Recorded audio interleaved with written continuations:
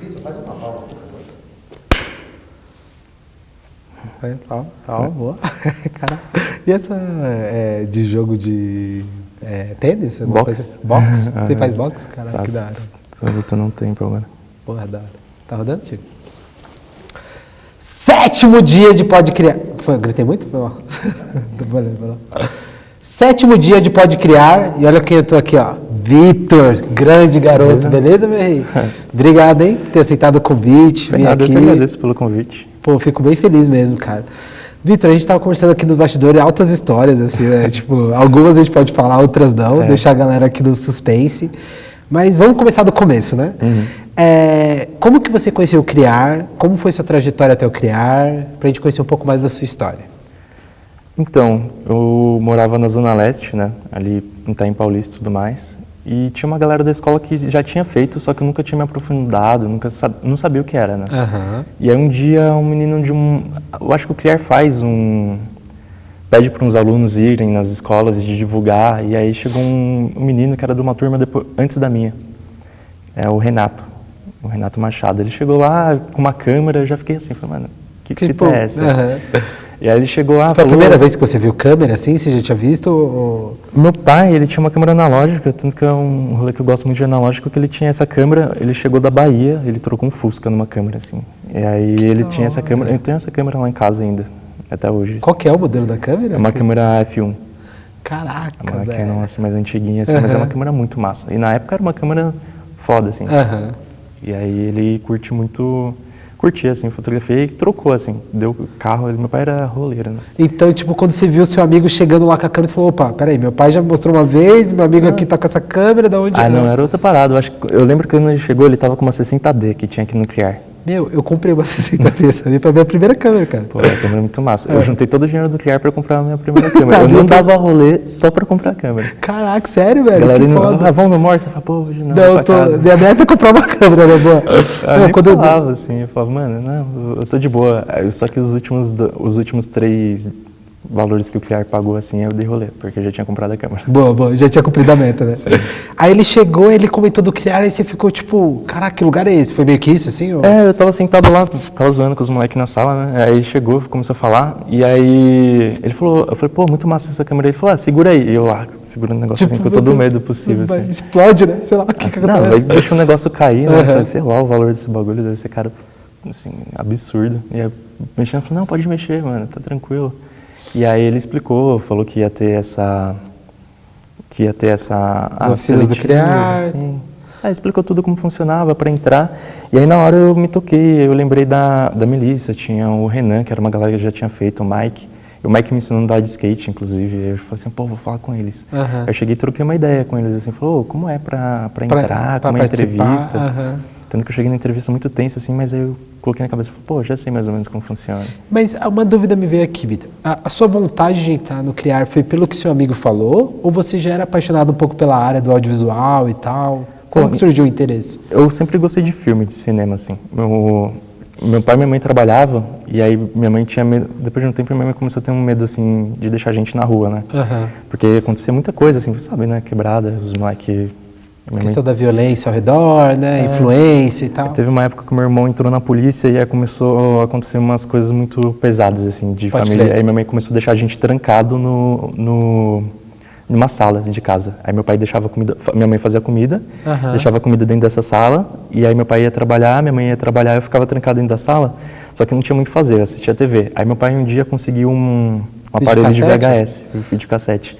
E aí chegava a sexta, a gente era uma grana, assim, você tinha que pagar, só que sexta você podia ficar até domingo o negócio. Aí a gente pegava e ficava com fita, aí comecei a assistir fitas, assim, direto, comecei a me apaixonar por filmes, sabe? Caraca, então foi daí que você acha que surgiu a paixão, assim, pelo cinema? Você lembra, assim? Filme, assim, pra mim sempre foi muito marcante na vida. Teve uma vez, eu lembro o primeiro filme que eu assisti em DVD, eu lembro a primeira fita que meu pai deixou eu comprar, que era caro, né, na época. Aí foi eu comprei uma, minha irmã deixou minha irmã comprar outra, era Natal. Ele chegou assim e falou, tem um catálogo aqui. Aí eu escolhi uma e minha irmã escolheu outra. Cara, que foda. Eu lembro que para entregar videocassete, nossa, quem não é dessa época, assim, dessa geração, nem vai saber o que é, vai ter que rebobinar a fita, né, cara? Não, você rebobina e ainda tem multa se você não fazer o bagulho certinho. Nossa, a geração atual acho que nem sabe o que é isso, né? E aí, então, você já tinha meio que um contato ali na área, né, de cinema, já era meio apaixonado. Então, quando ele falou, opa, o Criar, eu acho que vai ser um lugar que eu vou aprender mais sobre isso. Foi isso? Então, no começo eu não entendia muito bem como ia ser. Eu era garçom e Quantos anos você tinha na época, só para situar o pessoal? Eu acho que eu entrei no Criar, tinha uns 16 e ia fazer 17 anos. Pode crer. Assim. E aí você já trabalhava como garçom, já estava na correria já. Na correria, já tinha trabalhado como garçom, trabalhado fazendo portão de alumínio. Da quebrada você tem que trabalhar, sempre trabalhando as de contas novo, chegam, pode crer. E minha mãe preferia que eu estava trabalhando do que fazendo um solê meio errado, né? E aí voltando pro Criar, então aí você falou, aqui deve ser da hora, aí você veio batendo na porta. E aí eu ficava assim, e pra mim foi um bagulho mágico. Eu falei, eu gosto de entender as coisas. Eu falei, finalmente eu vou entender como eles fazem o filme, né? O que acontece, porque tem várias coisas ali que pra mim eram um mistério. E aí eu assistia o filme várias vezes, porque você alugava fita quando era novo, ou comprava um DVD, eu assistia um negócio assim, uma semana assistia uns 3, 4 vezes. Caraca! Tanto que o negócio virou meio natural pra mim, tipo corte, essas coisas assim, porque eu decorava, falava, eu já sabia qual era o próximo corte. Aberto, aí depois um plano, contraplano. E isso você já começou a entender a sequência de planos, de enquadramento. Tipo, aquele começou na geral, aí ele vai pra fechada. E filmes de terror que às vezes eu gostava de assistir, eu já entendia os barulhos. Agora vai ter o susto. Eu nem tomava susto. Agora vai vir, né? Tipo Hitchcock, né? Agora ele vai colocar o suspense. E era isso. Natural, assim, eu começava a entender assim, sem saber, né? E os planos, para quem não sabe, os planos da câmera, né? Que tem vários tipos de planos, né? Que a gente fala. Geral, que é mais aberto, né? Detalhe. Cada tipo de cena tem uns planos diferentes, né? Um enquadramento da cena é diferente, né? E aí você veio no Criar, e aí qual oficina que você escolheu quando você veio aqui no Criar? Nossa, a gente fez uma visita no Criar, e aí eu lembro que eu entrei do Marcelo, assim, eu fiquei assim, falei, será que aqui eu via aquele negócio, cena com cor, sem cor? E aí eu fiquei apaixonado nesse negócio, mas eu falei, não, como ele falou que era um processo mais de pós, eu falei, não, eu quero estar dentro do estúdio. E aí logo em seguida a gente viu as outras oficinas, cheguei na de iluminação e na de câmera. Aí eu curti muito a de câmera, assim, de câmera, se apaixonou, assim. E óbvio que eu tive uma influência desses meus amigos que já eram de câmera, né? Que eu vi o Renato, vi o Renan e boa parte da galera que eu conheço fez câmera, sabe? Saquei. Que já tinha passado pelo Criar e comentou com você e tal. Só que eu fiquei meio tenso, assim, mas o que me tranquilizou foi o Renan. Ele chegou pra mim e falou, mano, se você não curtir muito não, você dá uns perdidos e vai para as outras oficinas. Eu catei na cabeça assim, falei, se não for minha praia, eu vou dar um migué aí para as outras oficinas. Boa, tem essa opção, então tá tranquilo, né? Eu passei, eu acho que os 8 meses de criar dando migué e indo para várias oficinas quando eu sabia que tinha alguma coisa que me interessava. Pode crer, da hora. E aí você fez câmera e aí você se apaixonou. Você falou, caraca, você teve dúvidas assim? Você chegou a falar, será que a outra oficina é legal? Como que foi para você? Eu sou meio curioso, né? Eu sempre ficava com curiosidade, assim, eu chegava, tinha um amigo meu que era o Felipe, eu chegava, que ele fazia CG, que é a computação gráfica. Eu já falei, mano, que o Marcelo tá ensinando aí? Passa pra mim, sabe? Você gosta de aprender um pouco de cada coisa, assim. De cada coisa. Porque eu não via muito, eu entendi depois que era um negócio coletivo. E pra mim não fazia sentido eu filmar sem saber o que ia acontecer com esse arquivo depois. E aí eu ficava meio assim, eu acho que eu estava afobado, né? Eu quero saber tudo pra ontem. Não, e isso daí que você falou é interessante, assim, o audiovisual é muito coletivo, né? É coletivo. Não tem como, uma área afeta a outra, se, por exemplo, a imagem não ficou legal, o trabalho que foi feito na captação de áudio já pode ser prejudicado e por aí. Tanto que eu fiz assistência uma vez para um rapaz de maquiagem, assim, porque eu queria entender como a questão da maquiagem na pele, né? Porque eu trabalhei fazendo foto de produto e aí eu entendia que a textura do produto influenciava na luz, né? E aí eu depois, quando comecei a fazer com pessoas, eu entendia que o brilho da pele, cor e textura influenciava na luz. E aí eu falei assim, é como se eu tenho que pensar como se fosse superfícies diferentes e eu quero entender como a luz funciona nessas superfícies, assim. Caraca, velho. E aí eu fui estudando isso. E aí quando chegou o período final do Criar, assim, que vocês iam ser, né, para que lugar vai trabalhar e tal, como é que foi essa expectativa? Quem te direcionou para o lugar? Eu lembro que tinha uma galera que no final fazia essa ligação, né? Se não me engano era a Nath, tinha uma galera da direção aqui do Criar, da gestão do Criar que fazia essa ligação. Fizeram um grupo, indicava a gente para entrevistas e a gente começava a fazer entrevista que era complicado, que era com a galera que você estudava, né? Seus amigos ali. Aí você sentia uma coisa meio que uma competição. Tipo, eu vou na entrevista e o meu amigo tá indo também, né? Hoje em dia eu vejo de outra forma, né? E eu falo até pra galera, assim, que se eu for pra competir, eu não quero competir com ninguém que tá na mesma caminhada que eu quero competir com o burguês que tá lá ganhando muito e nunca teve dificuldade nenhuma. Na minha cabeça as metas é não competir com amigos e ajudar eles tanto quanto você na caminhada, assim. Na caminhada. A gente tá no mesmo rolê, né? E aí eu tive uma entrevista para uma empresa de conteúdo, assim, que era para fazer, para ser estagiário, sabe? E foi aonde mesmo o nome do... Qual foi da primeira entrevista que você foi? Você lembra? A primeira que eu fiz foi para Dog Skin Fly, que eu não passei, e aí você já fica meio em choque. O cara é gente boa, assim, porque ele não ia me deixar esperando. Eu acho que a melhor coisa... falar. É falar. A gente falou assim, pô, outra pessoa veio aqui, ele fotografa, faz um stop motion, tem um trabalho de stop motion legal. Eu falei, beleza. Aí ele falou, não, mas qualquer coisa eu falo com você, só que me deu nervosismo. Eu falei, caralho, se não passar em nenhuma entrevista. Tipo, a primeira eu não passei, né? Como é que vai ser as outras? Vai ser as outras. E aí eu tentei ficar mais tranquilo. E aí na segunda, qual que foi? Você teve aí, depois dessa, você não passou, aí te direcionaram? Na segunda foi a última pessoa a ser entrevistado, e aí um cara chegou na sala precisando de ajuda, e eu acabei descendo para ajudar junto com o entrevistador. E aí no mesmo dia, assim, ele falou, pô, mano, eu gostei muito de você já chegou, já tá ajudando aí, já colocou a mão na obra. Aonde foi essa segunda? Na New Content. Na New Content, eu conheço uma galera que trabalhou lá, assim, depois daqui também. Boa. O Felipe, que veio aqui, acho que ele trabalhou lá, ele bom tempo, né? Fez um projeto lá, tá nas nuvens e tal. O menino que foi numa turma depois da minha, que é o Vini Click, que ele trabalhou lá também. O Vini Click, ele mora na Zona Leste, não é? Na Zona Leste, mora no Ermelino, eu acho. Ele é fotógrafo e tal, né? Fotógrafo, ele faz direção de arte, mexe também, tinha um brechó, se não me engano, algo assim. Ele fez o Criar também? Ele fez. Que a legal. Gente ia fazer, eu indiquei ele para eu e o Igor indicamos eles para um videoclipe da Tashi Trace, que eu não consegui fazer porque eu fui pro Maranhão. Eu tinha feito um vídeo delas para Glamour, e logo em seguida a gente ia fazer o videoclipe delas. Eu acho que a gente vai trabalhar de novo. Que legal. Menos. E aí, nesse lugar, você ficou quanto tempo na New Content? Você trabalhou muito tempo lá, depois? Não muito tempo.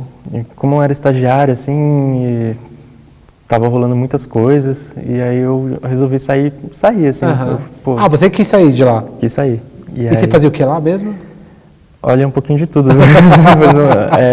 Passou por todas as áreas ali. Isso que foi massa, assim, porque o bom de meter louco na entrevista, de você falar que sabe, é que depois você tem que saber. Então, assim, mexe com Photoshop, o básico. Aí cheguei, você acha que mexeu o básico? Não mexeu o básico no Photoshop. Aí cheguei lá, aí no primeiro dia eu tive que fazer o quê? Mexer no Photoshop. Aí eu sentei lá na mesa dos bagulho de Photoshop e falei, putz, e agora? Bora lá. Só que um dos caras que estava sentado do meu lado, que era o Pedro, foi muito tranquilo comigo. Ele falou, pô, mano, você quer umas dicas aí de como fazer o negócio? E aí o cara te ajudou, entendi. Não, aí chegou, acho que na primeira semana eu estava fazendo tanto um negócio, que as primeiras semanas que eu cheguei lá era só tratamento de foto e ambientização, assim, de foto still. E aí eu comecei a fazer isso, assim, chegava uma hora que eu fazia de olho fechado, se quisesse. Era recortar foto, recortar a pessoa, colocar num ambiente diferente, criar sombra, fazer os blenders, e mudou muito minha visão até para filme, porque quando saiu o DaVinci e tudo mais, eu tinha muita noção de como ambientizar o personagem dentro de uma cena. E para quem não sabe, Vitor, o que seria foto still?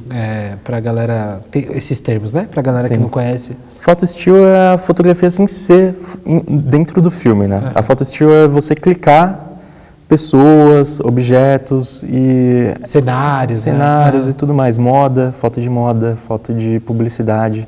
E quando deixa de ser still é quando você faz a direção de fotografia dentro de um filme, que é você fotografar em movimento.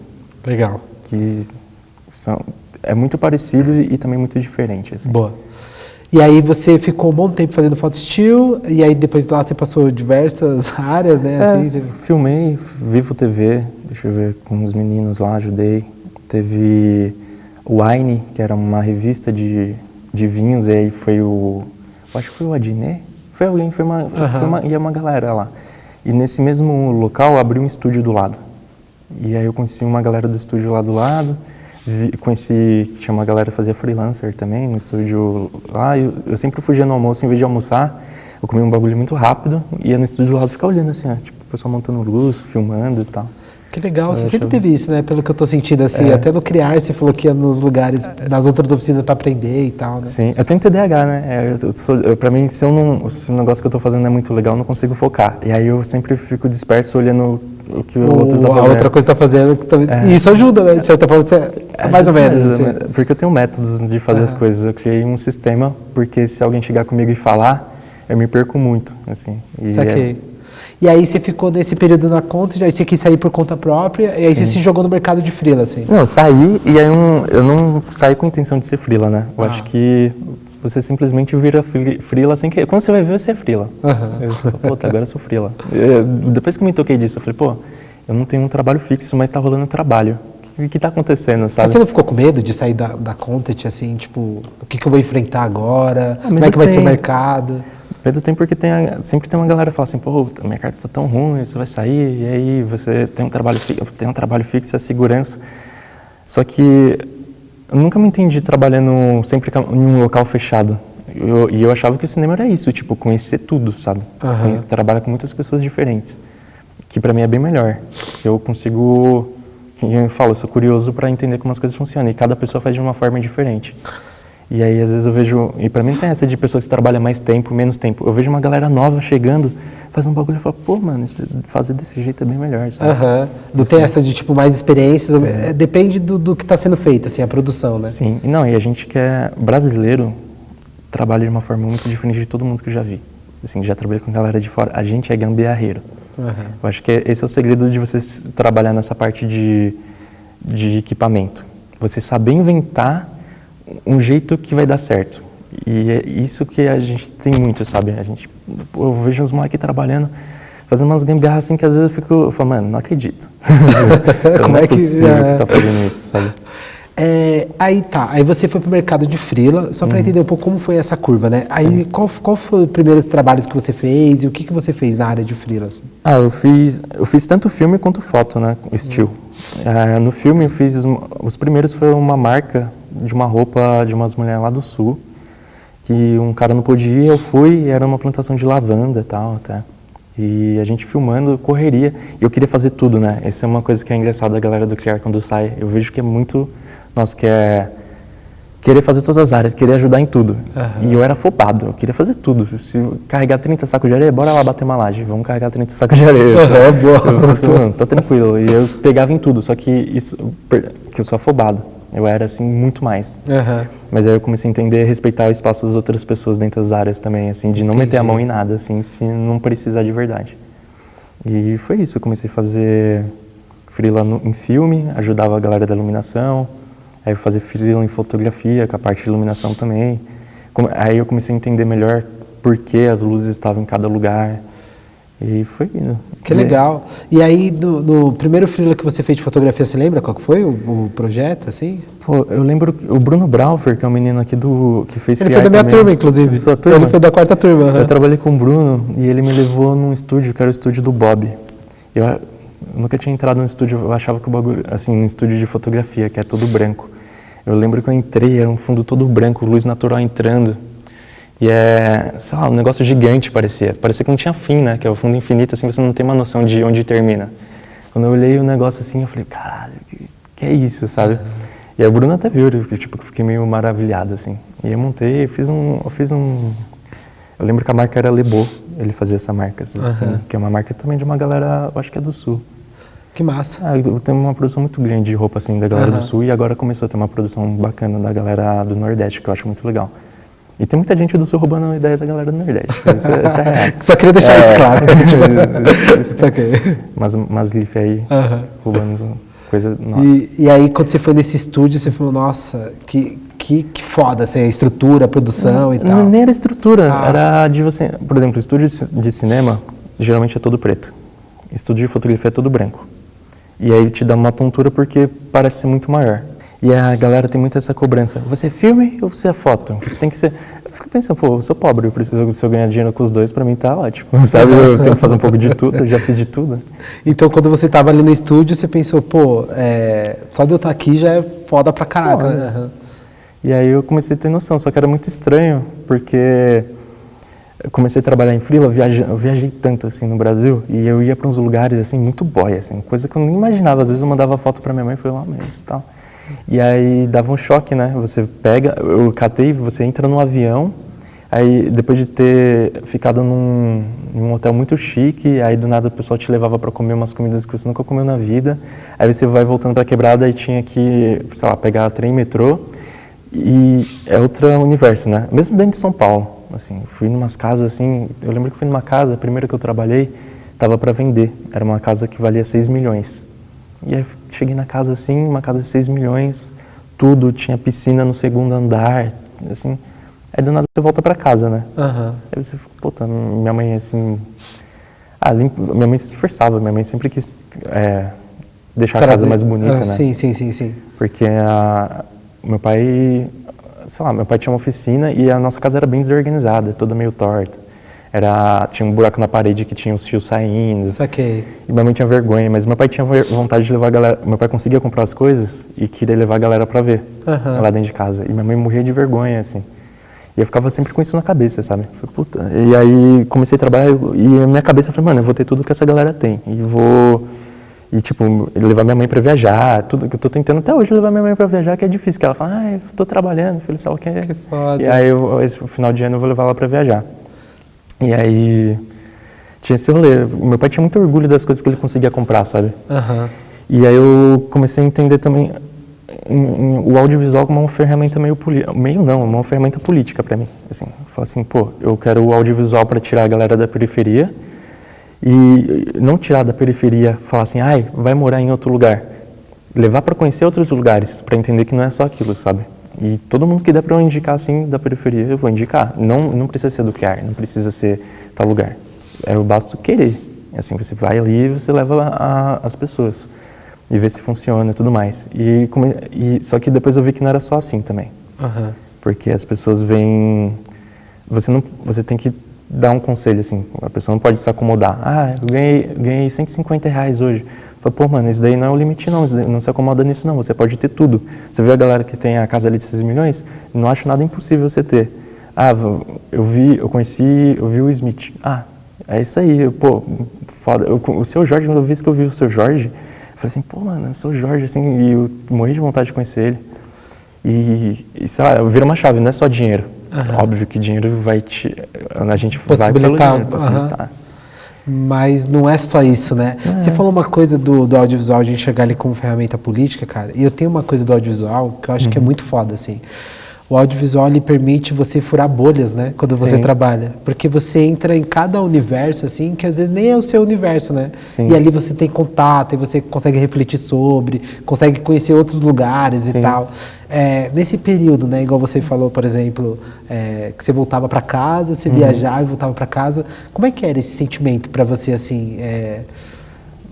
Você consegue descrever um pouco essa coisa de, por exemplo, sei lá, você estava numa casa de 6 milhões, né? E de repente você voltava... Eu acho que tem pessoas que falam assim, eu trabalho por inspiração, sei lá o quê. Eu trabalhava com raiva, assim, eu vou falar a verdade, eu fazia o bagulho com raiva, porque eu ficava indignado, todo mundo tem muita coisa, e a gente não tinha quase nada, e o pessoal estava muito feliz com quase nada, mas eu queria que eles tivessem vontade de ter mais coisas, sabe? Porque... eu ficava muito puto com vários discursos que tinham. Que era assim, discurso de pessoas dentro da periferia mesmo, porque é cultural, assim, colocar isso na cabeça da galera da periferia, sabe? Que é falar assim, o pessoal fala, não tem dinheiro para pagar aluguel, mas está parcelando tênis. Mano, a pessoa tem que ter o mínimo, comecei a tocar aqui, tem que ter um mínimo para viver bem e ter as coisas que tem vontade de ter. A gente paga as coisas com tempo de vida, sabe? Por exemplo, se você compra um suco de R$23, às vezes você ganha, sei lá, você está ganhando 10 a hora, você está trabalhando assim 2 horas e pouquinho para você pagar um suco, sabe? Saquei, e entendi. Esse bagulho para mim começou a fazer muito na cabeça. Eu falava assim, ele ficou rico e saiu da quebrada. Eu falava assim, sei lá quem ficou boy e saiu da quebrada, falando de rapper, falando de alguma coisa assim. Eu falei, o pessoal tá comprando, eles estão saindo da quebrada porque eles estão ganhando tempo de vida. Eu passava 2 horas e meia para chegar no estúdio e 2 horas e meia para voltar. É 5 horas da minha vida que eu tô passando assim, com a mão para cima, porque eu acho que se o inferno existe, você tem que ficar com a mão para cima. Assim, igual tá dentro do trem, você levanta a perna e não consegue descer mais, mano. O bagulho é muito ruim. Eu chegava no trabalho morrendo de dor no corpo. Saquei. E aí teve um começo que eu tava mais dedicado no negócio, eu levava umas guaiacas, comprei uns equipamentos para levar para agradar a galera, né? Só que ninguém te reconhecia por isso, assim, eu carregava um negócio que pesava 5 ou 6 quilos dentro de um trem, 5 ou 6 quilos com a Moviana, quando você chegou ali no Brás, o bagulho já é 30 quilos, você já tá com dor nas costas já, aí você chega no estúdio, eu tenho que fazer o quê? Levantar tripé, que é tripé pesado, e aí o pessoal te dando pressa. E é isso, eu trabalhava com raiva, porque eu queria ter tudo que a galera rica tinha, mas eu queria levar a galera de onde eu morava para ter tudo isso também. Que a minha meta é essa, tipo, eu não quero que a galera fique só carregando tripé. Eu quero falar, mano, você não tá competindo comigo, a gente tem que competir com a galera que ali, com o Fred Ouro Preto, que é um diretor foda ali, faz um negócio gigante. Né? Eu não quero ganhar menos que ele, você não tem que ganhar menos que ele, se você tem capacidade para fazer, você passou por todas as áreas, é isso, sua meta, vai lá, mano. Cara, às vezes eu sinto que rola isso mesmo, Vitor, assim, é quase o síndrome do impostor, né? Tipo, e às vezes a gente pega a referência de pessoas, talvez, que já estão na área do audiovisual e de repente tiveram mais oportunidades, né? E a gente se sente diminuído, às vezes, por conta disso, né? Sim. Não todo mundo, mas algumas pessoas se sentem. A galera trata a gente como mão de obra barata, direto, e, por exemplo, ele é assistente. É isso. E ele é só assistente. A galera com capacidade criativa absurda, sabe?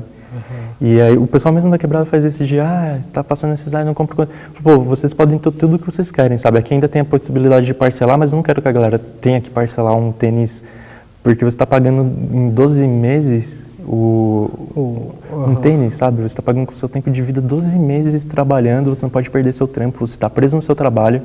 Uma coisa que eu coloquei na minha cabeça de ser freela é de não me endividar no nível de eu ter que trabalhar com alguém que eu acho muito cuzão. Porque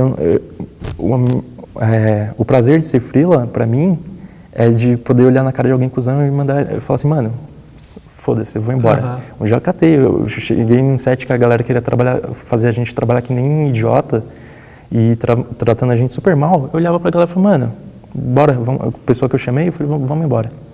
Então, nem eu pagava a diária da pessoa, eu falei, mano, vamos embora. E aí eu catei e fui pra casa. E aí o cara ligou e falou, desculpa. O cara tava cheirado no set, tratando a gente super mal. Aí o cara ligou, desculpa, não queria tratar você. Eu falei, mano, o bagulho é o seguinte, a gente só não trabalha mais junto e nem vem mais trocar ideia comigo, sabe? Porque ser freelancer permite essa... Diferente de quando você é fixo, né? Que você tá dependente ali e tal. O freelancer tem essa liberdade, né? Tem e não tem, né? Que eu falei, se você for uma pessoa que você se endivida de uma forma assim, você precisa pegar o trabalho, né? Você precisa fazer. Mas aí você tem que dar o seu valor também. Você tem que entender que se você sabe fazer, na primeira vez que eu fiz um negócio desse, que eu briguei com um cara, foi racista com uma menina no set. Eu catei, nossa, esse dia assim eu fiquei puto. Mano, eu chorei. Esse dia eu chorei no set assim. Eu falei, mano, como assim vocês estão ainda trampando com esse maluco? E tá falando, chegou pra mim, falou, foi xenofóbico com ela, falou que ela tava com barriga era uma modelo, bem magrinha assim. Falou, não come muito não, pra você não ficar com barriga igual daquelas crianças do Nordeste. Aí fala assim, a barriga d'água, um bagulho assim. E aí começou a falar uns bagulhos muito escroto, assim. Aí ele meio que falou assim, não, minha família é nordestina, eu posso falar disso, quando eu comecei a contestar ele. Eu fiquei assim, mano, como assim? Assim, não faz sentido nenhum. E um cara branquelão, assim, dono de marca. Assim. Eu fiquei pensando assim, eu falei, mano... E aí foi a primeira vez, assim, que eu estourei, assim. Não estourei de chegar e berrar com o maluco, né? Mas estourou no sentido de se indignar com um comportamento... Eu falei, pô, eu sou freelancer, eu não tenho que estar aqui, tudo bem. Aí eu me toquei, falei, esse mês eu tô de boa, eu trabalhei bem, não tô precisando, eu não vou precisar estar aqui. Eu não acho certo estar aqui, não é uma coisa que é certa pra mim. Mano, eu vou embora, assim, aí um amigo meu que tinha me chamado do trabalho pediu desculpa e tudo mais. Cara, Vitor, eu tô percebendo que você realmente tem uma consciência não só técnica, mas uma consciência social, muito legal, de como o audiovisual impacta não só a vida das pessoas, mas o profissional também, né? Você acha que... de onde vem isso, assim? Você acha que é dos filmes que você assistia lá? É dos filmes que você assistiu? De onde vem essa... eu acho que é mais do meu pai, assim. Que o meu pai, por exemplo, meu pai é negro, da Bahia, e ele veio para São Paulo em período de ditadura, né? Meu pai, sofreu, assim, o período de ditadura, passou várias coisas. Eu até conversei com meu tio esses dias, assim, meu tio foi lá em casa, meu pai tem Alzheimer e tem derrame, né? Aí ele foi ver meu pai, porque a construção dos negócios. Eu falei com meu tio, assim, eu falei, pô, tio, tinha vários rolês da polícia, assim, mataram um professor do meu pai, várias coisas que meu pai contava, assim. Eu falei, pô, por que aconteceu com o pai foi pego e tudo mais? Ele falou, pô, seu pai é preto nordestino e veio para São Paulo no período de ditadura, né? Você quer, o polícia, para formar o combo completo, seu pai só faltou ser gay. Ele falou assim, porque não precisa mais de desculpa, ainda mais no período de ditadura. Hoje em dia é assim, né? Só que antigamente era escancarado. E aí tinha várias coisas que eu aprendia com ele. Por exemplo, ele ouvia muita música, de todo tipo de música. Aí tinha a música do Milton Nascimento, que falava do Zapata. Falava assim, eu acho que a música é tudo que você queria, tudo que você podia ser. Que ele fala assim, não usa mais as botas, os anéis e Zapata. E eu tenho essa mania de prestar atenção na letra, mais do que na melodia, né? Aí eu falei, pai, que é Zapata? Tal. Eu lembro muito bem que ele estava ouvindo vinil lá, e ele falou assim, não, o Zapata é um cara, e contou a história do Zapata, pô. E eu virei fã do cara. Assim, falou, o Zapata é um militante, assim, a história dele, ele foi contra o governo, né, mexicano, assim, e era um revolucionário de revoluções armadas e tudo mais. O governo mandou exércitos atrás dele e se juntou com a população que era indígena e a população da vila dele, vilarejo, que ele tinha, apesar dele não ser indígena, ele tinha parentes que eram, assim, eu acho que parte da avó, algo assim. E ele deitou todo mundo, assim, tipo, o pessoal mandava exército, ele armou geral, juntou a população e deitava todos os exércitos que a galera mandava. Até uma hora que, por essa insistência, o pessoal chamou ele para um congresso. Falou assim, ok, vamos conversar. Porque assim, se você não se impor, não tem conversa. Eu não acredito que você fazendo textos no Facebook, alguma coisa... Vai ter mudança, sim. Vai ter mudança. É importante ter o texto, a pessoa que faz e passa a informação, mas só texto não vai mudar. Cara, então toda essa consciência que seu pai te trouxe, não tem como, a gente leva com a gente dentro da área, né, do audiovisual. Assim. A gente vai desenvolvendo, né? A gente vai tendo informações e posicionamentos políticos da sua família e vai desenvolvendo. Meu pai também não era a pessoa mais foda do mundo. Meu pai, apesar de ser negro, meu pai tinha várias questões racistas, assim, coisas que você vê assim, você falava, mano, sabe, não fazia muito sentido. Mas você, de qualquer pessoa, você agrega para você o que é bom e o que é ruim. O que é ruim é um ensinamento também, né? Você sabe como não ser. Sim, total, cara. E o audiovisual, ele é uma ferramenta muito forte de discurso também, né? Sim. Um filme, ele consegue passar uma ideia, uma ideologia de uma maneira muito foda, né? O filme é seu posicionamento, né? Sim. Tipo, você pega Glauber Rocha, sei lá, né? Você gosta de Glauber Rocha? Você assistiu alguma coisa? Eu curto algumas coisas, assim. Não vou falar que eu gosto de tudo, mas... Mas de algumas coisinhas você gosta, né? Sim. Eu lembro que ele tinha aquela coisa, uma ideia na cabeça, uma câmera na mão, né? De sair gravando e tal. Que ferrou a galera, viu? A ideia na cabeça, uma câmera na mão, nem sempre é bem assim. Tinha uma galera de direção, assim, fotografia e tudo mais, que fala... Que criticava, né? Pô, pra ter uma câmera, né? Entendi. Mas é bom, assim, deixa o cinema mais popular, né? Tirou um pouco desse lugar mais elitista, né? Talvez, né? E aí você, nesse período de freela e tal, você teve essas situações. Hoje você, atualmente, o que você faz no mercado, assim? Qual é o seu trabalho? Então, eu pulei, assim, eu faço assistência de elétrica, maquinário, faço light design para fotografia, mas pulo também, tô começando a fazer minhas coisas de gaffer.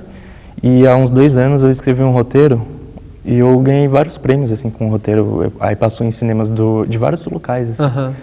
Em outros países. Eu achei muito massa isso. Eu falei, pô, nossa, um filme que eu fiz na pandemia.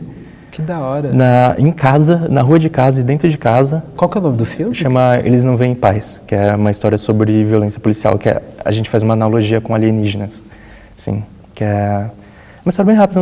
2 irmãos, um menino tá assistindo uma coisa do Linha Direta, que era o especial de alienígenas que tinha. Que inclusive voltou agora com o Pedro Bial, né? Voltou? Não sabia. Voltou, o Pedro Bial tá com um projeto agora na Rede Globo da Linha Direta. Pô, massa. E o Linha Direta, assim, deixava todo mundo com medo. Eu lembro muito desse de alienígena.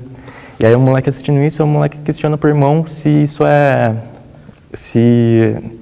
real, se ele acredita.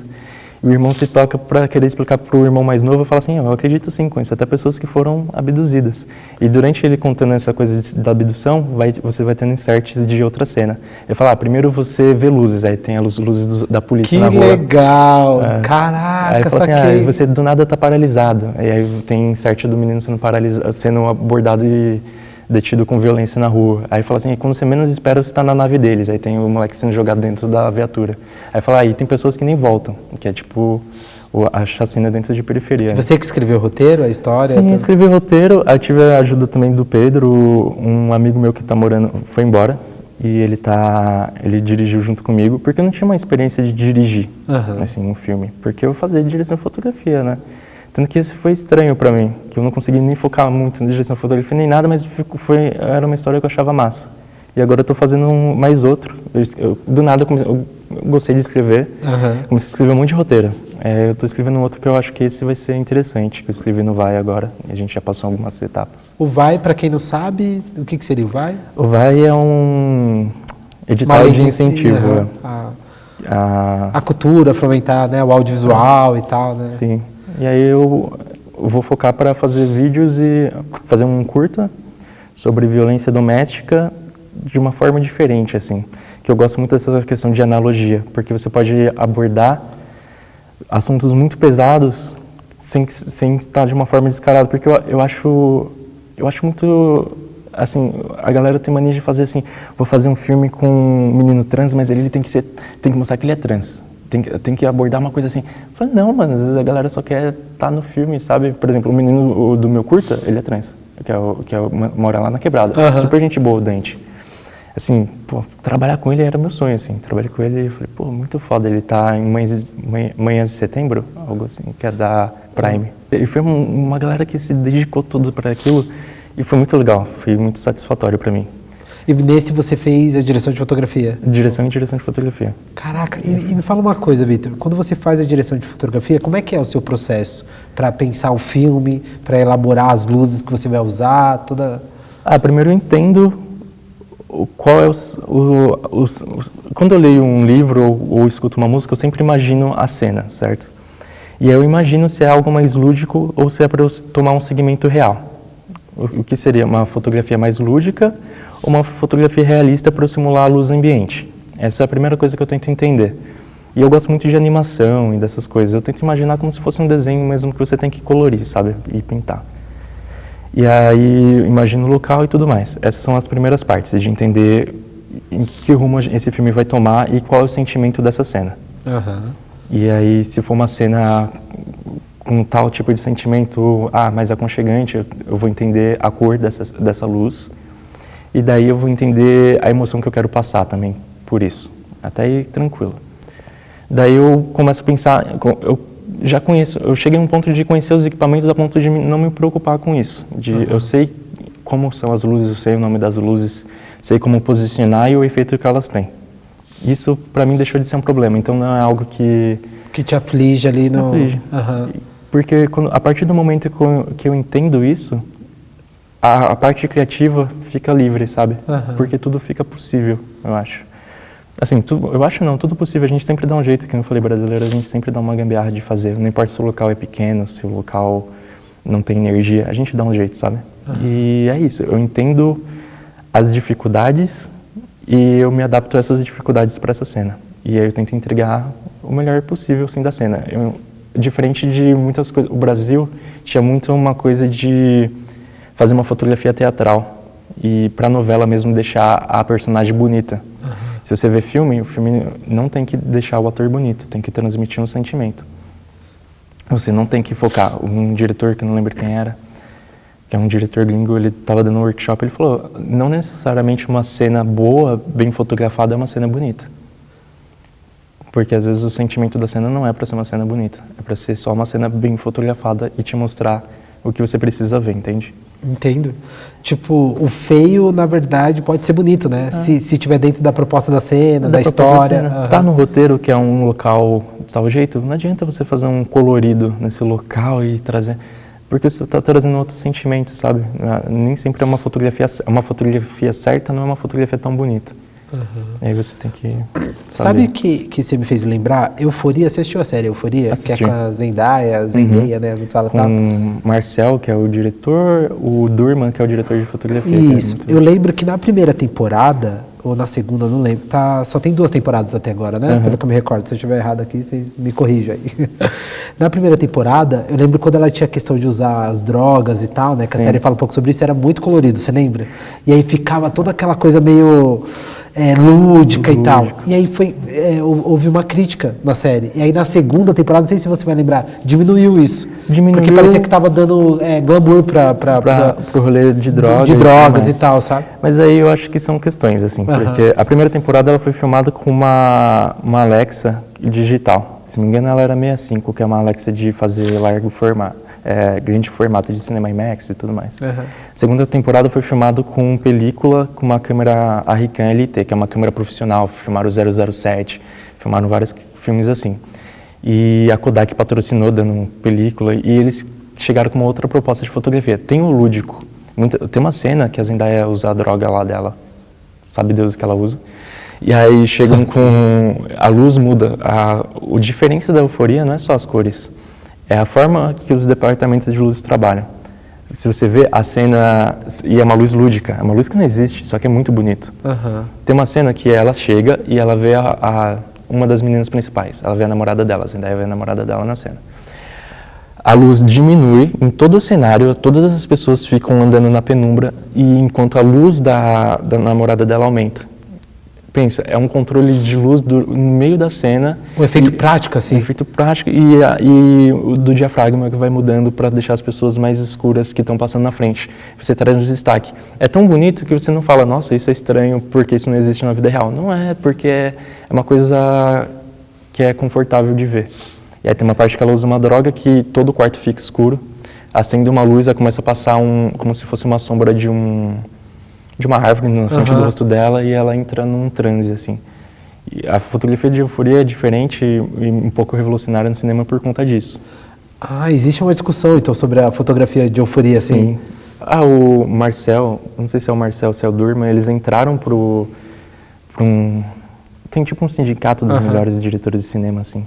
E eles entraram por conta dessa série? Dessa série, porque é diferente. Na primeira tem muita ênfase nos movimentos de câmera. Na segunda tem uma ênfase nessas mudanças de luz.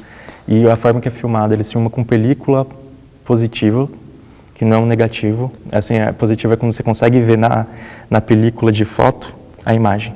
Boa, calma. Boa. Não, mas podemos ir por aí.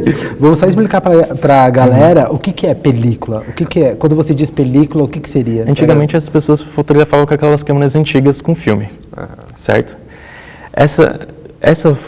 Esse filme que você usava para fotografar na câmera antiga é usado até hoje para filmar os melhores filmes de cinema, os maiores. Assim, é caro, mas é usado vários metros de película para fazer um filme.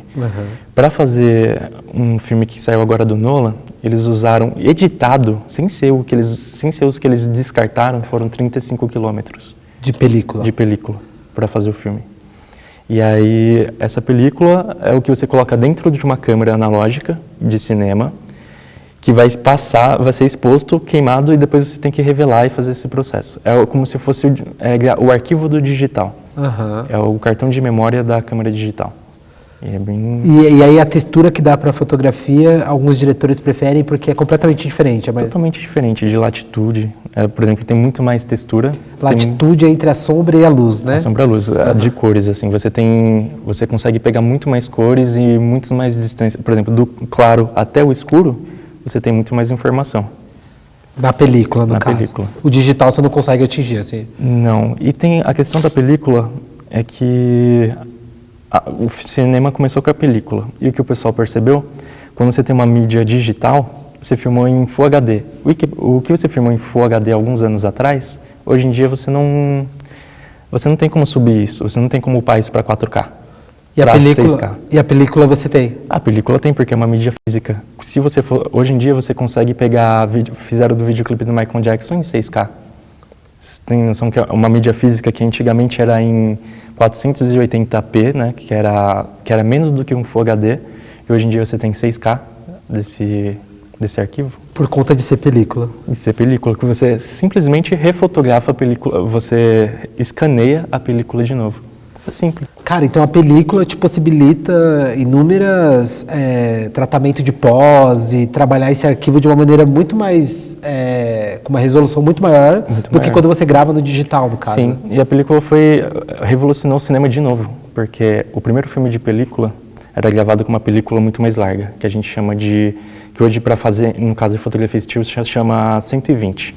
No cinema chama filme 70mm. O que acontecia? Era uma película mais larga, que foram os primeiros filmes filmados. O problema dessa película é que ela não tinha furo, e era muito grande. Então ela se movia dentro da câmera. Então o filme não tinha aquela estabilidade. E era uma câmera gigantesca para você fazer...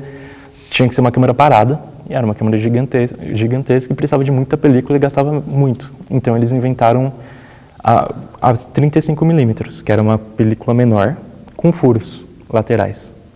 Que aí criava uma estabilidade ali dentro da câmera, é isso? Sim, porque ela tinha esses furos, ele enganchava em uma rondaina e deixava a película muito estável. Aham. E aí, essa foi a primeira revolução da película dentro do cinema. Daí, fizeram películas menores para baratear, que são os filmes 16mm, e na película começaram a fazer algumas alterações também, que foram melhorando com o tempo. Só que aí, há pouco tempo atrás, o diretor de Avatar, o James Cameron. que é Inclusive, eu estava mostrando ontem para minha namorada. O James Cameron, a gente estava conversando sobre Titanic, agora que teve o lance do submarino, né? E aí a gente está assistindo alguns documentários de submarino, como é que funciona dentro do mar e tal. E o James Cameron, ele gosta, ele desceu até. Ele tem esse rolê de pesquisa, tanto que quando ele vendeu o filme do Avatar para o estúdio da Sony, vendeu em 90 e pouco, eu acho 95, ele colocou no contrato que ele só ia executar o filme quando ele tivesse tecnologia para executar o filme. Uhum. A Sony achava que eram questões de 2 anos, 3 anos, e na real não, o filme saiu quando? 2012? Por aí, se não me engano, tipo, demorou muito tempo para fazer, para chegar na tecnologia. Isso porque a Sony falou, e aí, eu comprei um negócio e vocês não entregaram o negócio, a gente já pagou, e aí, como vai fazer? Aí ele se juntou com as marcas de ARRI, a Panavision. Panavision é uma das maiores indústrias de câmera mundiais, assim, que tem as melhores câmeras. Aí beleza, criou e aí eles chegaram ao começo do IMAX, né? O que é o IMAX? Eles precisavam fazer filmar numa qualidade maior, né? E como faz para chegar nessa qualidade, sendo que os sensores de câmera não chegavam nesse tipo de arquivo? O que aconteceu é que você, para chegar no futuro do cinema, que era o IMAX de película, vocês tiveram que voltar à primeira câmera. O IMAX nada mais é do que uma película igual à primeira película que filmava o primeiro filme de cinema, que é a película 120. Então eles voltaram para trás para poder ter essa tecnologia do IMAX, que é a tela estendida e tal do cinema. A gente voltou para a primeira coisa, para ter o maior arquivo de cinema que a gente tem, que é o IMAX de película. Que inclusive assistir filme em IMAX, né? Você já assistiu do cinema? Nossa, assim, cara, é outra experiência. Se você ainda não teve a oportunidade de ir no cinema e assistir em IMAX, eu sei que é mais caro, e cinema hoje em dia é meio elitizado, mas guarda uma grana, deixa de dar um rolê, sei lá. A dica velho, sei lá, pega cartão Itaú da galera, porque que paga meia, verdade. Paga 2 meias no IMAX. Sim, no Itaú, né? E vale muito a pena. Você que gosta de cinema, vale muito a pena. É outra experiência, né? É outra experiência. E aí, dentro desse rolê de película, você já gravou com película? Já, eu tenho uma ARRI de película. Você tem uma ARRI? Tenho. Como você... Conta essa história. Como que você tem uma ARRI de película? Nossa, esse rolê foi assim... Não, esse dia foi uma coisa assim de Deus, assim. Eu acho que...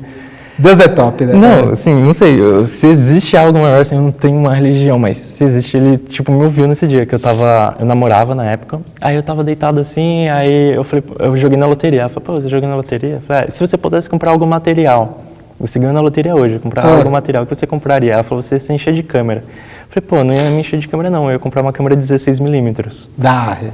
Uma ARRI 16mm. Ela falou, mas não tem como comprar? Eu falei, pô, o bagulho é tipo $50 mil, sei lá, tem de $75 mil. E aí ela falou, não, é realmente muito caro. Aí no dia seguinte eu fui trabalhar. E aí eu cheguei no estúdio, tava conversando com um rapaz, e aí tinha um cara de Brasília, aí eu falei pra ele assim, falei, pô, você já trabalhou? Ele, tô no cinema sala há quanto tempo? Eu falei, você já rodou de película? Ele falou, já. Aí eu falei assim, meu sonho é ter uma ARRI, SR3, assim, eu acho, porque ainda é um pouco mais barato. Ele falou assim, eu acho que eu tenho uma dessa lá em Brasília. Aí eu falei assim, não botei fé, né? Eu falei pra ele que eu ia comprar uma Bolex. Eu falei, eu vou comprar uma Bolex, eu tô com dinheiro nenhum guardado, eu vou comprar uma Bolex pra filmar meu curta. Eu falei, pô, eu acho que eu tenho uma ARRI lá em Brasília, assim, dessa que você tinha falado. Aí eu falei, não é possível. Ele falou, vou pedir pro meu cunhado mandar foto. E eu não botei fé nenhuma. Eu falei, mano, pede pra ele mandar foto aí. E o cunhado dele mandou, tinha uma SR2. que é uma câmera, assim, sensacional, uma Arri. Eu nunca imaginei ter uma Arri. Nossa, eu fiquei, assim, em choque. Não é possível. Eu falei assim, quanto você quer nessa câmera? Aí ele falou assim, sei lá, 10 mil reais. Eu falei, Você tá brincando. Aí eu fiquei assim, eu não tinha 10 mil reais, mas assim, eu falei, mano, 10 mil reais uma câmera que vale sei lá quanto, assim, tipo, eu nunca vi aqui. Você, tipo, Aí eu falei assim pra ele, eu falei, meu, eu tenho isso de dinheiro. Aí ele falou assim, tá bom. Aí pegou, trouxe, levou ainda pra fazer uma revisão. E aí do nada eu tava voltando pra Zona Leste com uma câmera, assim, de cinema absurda, sabe? Caraca, que história, cara. Nunca fez tanto sentido aquela coisa de você visualizar além da joguei atração. conversa. Tipo, Não, mas eu joguei vou conversa, pensar, cara, eu vou começar a usar isso daí, velho. Eu joguei ainda Será que eu depois, sei lá, boa. Nunca vai acontecer. E aí você já usou ela? Eu usei Imagina que no sim, curta. né? E eu vou usar no próximo. E o mais Você usou naquele curta que você falou, da história do abuso policial. Isso, foi nesse que você usou? E eu usei... Pra galera encontrar esse curta até, tá em algum lugar? Ou você só agora deixou a no gente vai festival? upar, tava só em festival. Eu imagino, né? Porque tem que criar carreira, né? E aí, A gente ganhou bastante festival, assim, de ficção, vários, assim, eu achei muito massa. Essa câmera te deu sorte, sorte. cara, não, deu sorte. E o rolê foi assim que, eu falei assim, eu nem vou rodar o curta, porque cada lata para 16mm custa em torno de R$ 1.650. E uma lata é quanto tempo, assim? 11 minutos e 20 segundos. Nossa, cara, seu curta tem o quê? 3 minutos, né? Tem, sei lá, uns 4 ou 5 minutos. Saquei. Só que aí eu pensei assim... Aí a gente mandou o roteiro pra Kodak. A Kodak simplesmente falou assim, a gente vai patrocinar vocês. Você tá brincando? Falou assim, a lei de atração continuou. Foi isso, tipo... Ele falou assim, ele falou, vocês têm que comprar uma lata. E o resto a gente te dá.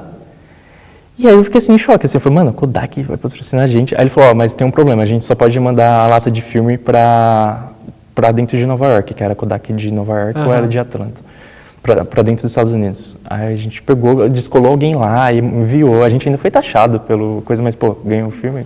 Nossa, tranquilo. sim, E aí foi muito massa, assim, que o patrocínio da Kodak, patrocínio de locadora. Mas uma dúvida que me veio aqui, Vitor. Gravar com película, por exemplo, nas câmeras digitais você consegue ver ali o arquivo do cartão, ficou ruim, você apaga, né? Sim.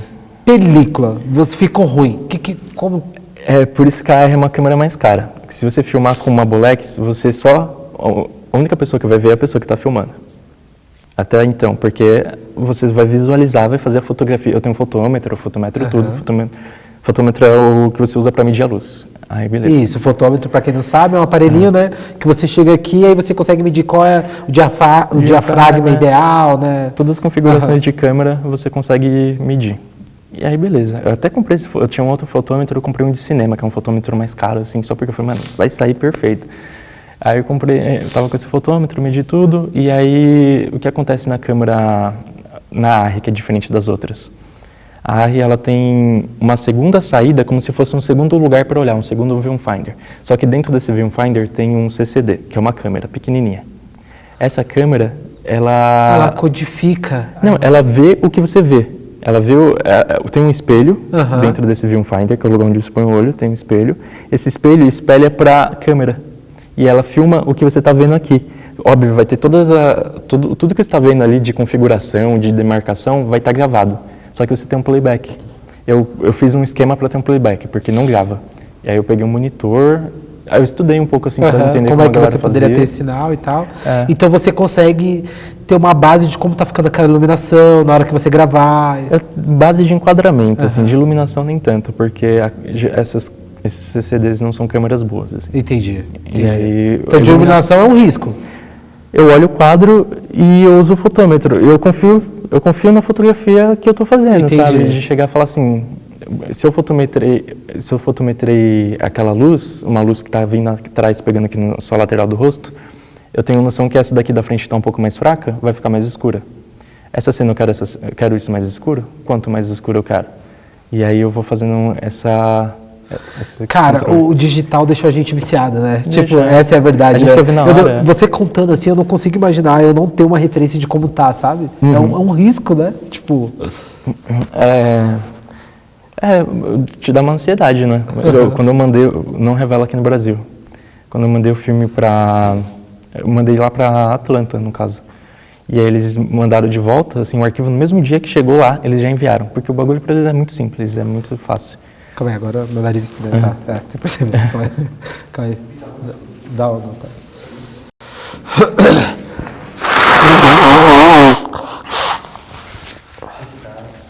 Quanto tempo temos? Já tem bastante, vamos... né. 1 hora? Tá bom. Mas tá fluindo pra caralho. Não, mas é porque... boa. Tá massa. Boa, boa. Qualquer coisa eu tiro alguma... Porque normalmente o nosso tempo dá uns 40 minutos e 50, sabe? Fechou. Mas como tá fluindo, tá bom, velho. Você tá trazendo várias, né? Tá várias histórias da hora. Aqueles cliques também. Isso, eu tiro, boa. Fechou.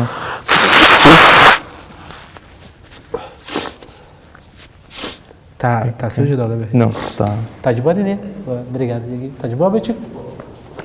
Então... onde a gente tava mesmo? É sobre o digital deixar a gente viciado em ver as coisas imediatamente. Né? Isso. Então, aí vou retomar isso, tá? Cara, o digital deixa a gente um pouco viciado, assim, eu acho, nesse sentido de você ter um pré-light, vamos dizer assim, né? De saber como é que tá ali a cor, como é que tá a iluminação. Então, eu levo muito como base, assim, que eu falo assim, eu gosto de imaginar a cena. E se eu vejo dessa forma, eu gosto de saber, eu não preciso muito do... Que não falei, a partir do momento que você entende o seu equipamento, ele deixa de ser uma questão, sabe? Vira só a parte criativa. Por isso que eu falo assim, é bom você estudar a ponto de um equipamento não ser mais problema para você. E toda a câmera é igual. Que nem eu falei, a câmera nova do IMAX é igual à primeira câmera que filmaram os primeiros filmes. Teve umas mudanças que agora ela filma com um rolo girando pro lado, que é outras coisas. Mas, assim... Essa coisa de você entender tecnicamente o que aquele equipamento te proporciona, te dá um respiro criativo, né? Porque você não fica ansioso. Será que tá ok? Será que tá certo? Será que... Quando você é bebê, você vai aprender a andar, eu acho que o bebê foca muito em andar. Quando você cresce, andar é uma coisa automática, certo? E você tem que focar para onde você vai. Eu acho que é meio que essa explicação. A partir do momento que você tem a técnica como uma ferramenta comum, natural, você só vai pro caminho que você quer, né? Você vai pro caminho que você quer, é isso. Cara, e eu queria puxar a questão da revelação que só pode ser feita em Atlanta e tal, em alguns lugares, como você disse. E tem uma coisa que você contou aqui nos bastidores que eu achei muito legal, que você já gravou nessa cidade, já foi pra fora. Sim. Como foi gravar lá fora, cara? É diferente a produção, a estrutura? Eu acho que é diferente porque você tem todo o equipamento que você precisa, né? Aqui eu falo muito que o pessoal chega e fala, desenha aqui a Mona Lisa, você tem um giz de cera. Lá não, você tem tudo. Tipo, eu quero a Mona Lisa, você tem a modelo, você tem o quadro, você tem, tipo... você tem tudo, assim, e é tudo muito organizado. E a gente sobressai muito lá porque a gente sabe fazer muitas áreas. A gente se vira aqui fazendo muitas coisas. E lá cada um faz sua parte. Aqui tem essa coisa de áreas do cinema, mas querendo ou não, a gente sempre está sobrecarregado com uma equipe reduzida, porque o custo é menor, a produção não tem dinheiro, orçamento, né? Sim, e eu acho mentalidade também, né? Eu acho que não, nem mentalidade. A gente desenvolve muito bem tudo aqui, assim, mas falta alguns recursos. O cinema ainda vai demorar, não sei, eu não posso dizer que vai demorar, porque a gente realmente está desenvolvendo tudo muito rápido. Pode ver que agora tem muitos filmes massas aqui, muito parecido com produções gigantescas lá fora. Sim, a gente estava até conversando sobre Marighella, né? Sim. Que inclusive é um puta filme do Wagner Moura, eu acho que o cara, Porque isso que eu acho massa, é uma galera que trabalha lá fora e vem e te traz é porque a gente está acostumado com essa estética lá de fora, eu acho que é meio que isso também. Eu acho que tem várias formas de fazer um filme. Só que é legal você ter os equipamentos, é legal você ter...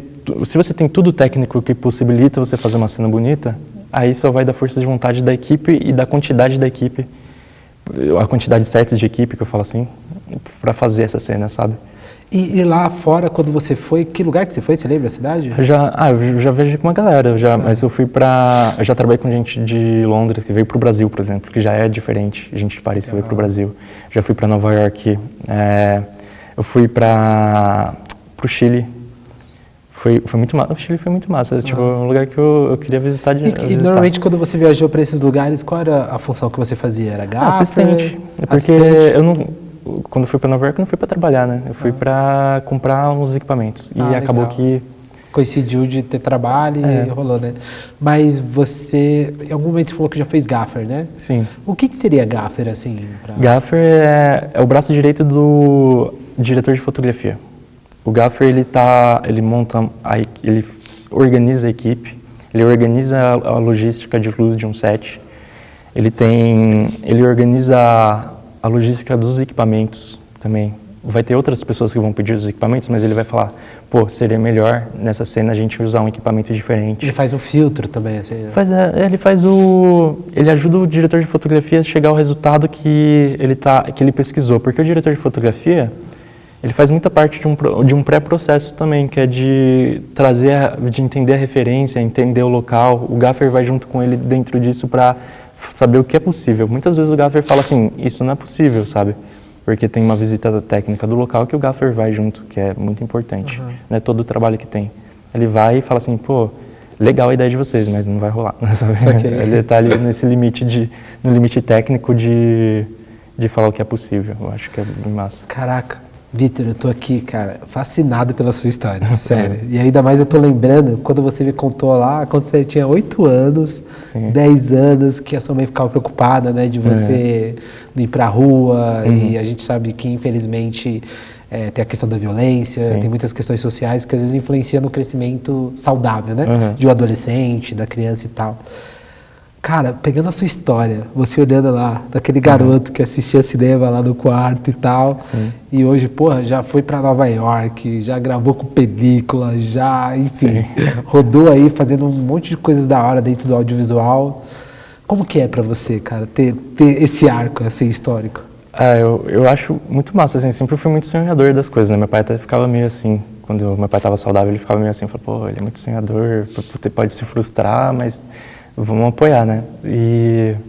Só que é muito engraçado, porque o mundo vai ficando, você abre a mente e o mundo vai ficando pequeno, né? Porque tudo é possível, assim, de todo local no mundo você pode ter acesso, isso que é legal. Usar cinema também como você tá num local onde as pessoas falavam que você não ia estar, onde as pessoas não esperavam que você ia estar. Eu acho que isso, o mais chocante, assim, seria se eu fosse falar comigo adolescente, que era um moleque que estava trabalhando ali fazendo portão ou pintando o carro, falar assim, pô, mano, você vai conhecer muitos locais, sabe? Muitas culturas e sua mente vai abrir. Que é muito engraçado, né? Eu acho que todo mundo para, assim, de pensar do jeito que a gente pensava quando era adolescente, para agora, até de quando eu estava nuclear, eu falava assim, nossa, eu pensava, tinha um solê nada a ver que eu pensava, mas faz parte de um processo humano mesmo, assim, sabe? De amadurecimento e tudo mais. Mas é legal a gente ter vivido vários erros também e hoje em dia chegar assim e falar, pô, olha, funciona pra alguma coisa. Porra, que da hora, cara. Obrigado, viu, Vitor? Porra, brigadão por ter Valeu. compartilhado essa história. Tô fascinado, assim, eu tenho certeza que a galera também. Valeu. E você aí, ó, que tá assistindo Pode Criar, esse foi o 7º dia. Não se esqueça aqui, ó, de se inscrever no canal, compartilhar, dar like, que isso ajuda o produtor de conteúdo e divulgar os seus trabalhos. Te acha onde? No Instagram? Tem Insta, Victor_Cazuza. Eu não sou muito de postar trabalho, né? E eu tenho que começar a fazer isso, assim, falar a verdade. Mas tem umas fotografias massa lá, eu já vi já. Tem umas coisas que eu acho que é legais, assim, que eu tô tentando aplicar. Boa. Tá, então acha ele lá no Instagram. E é isso, galera. Show! Valeu, hein? Cortou?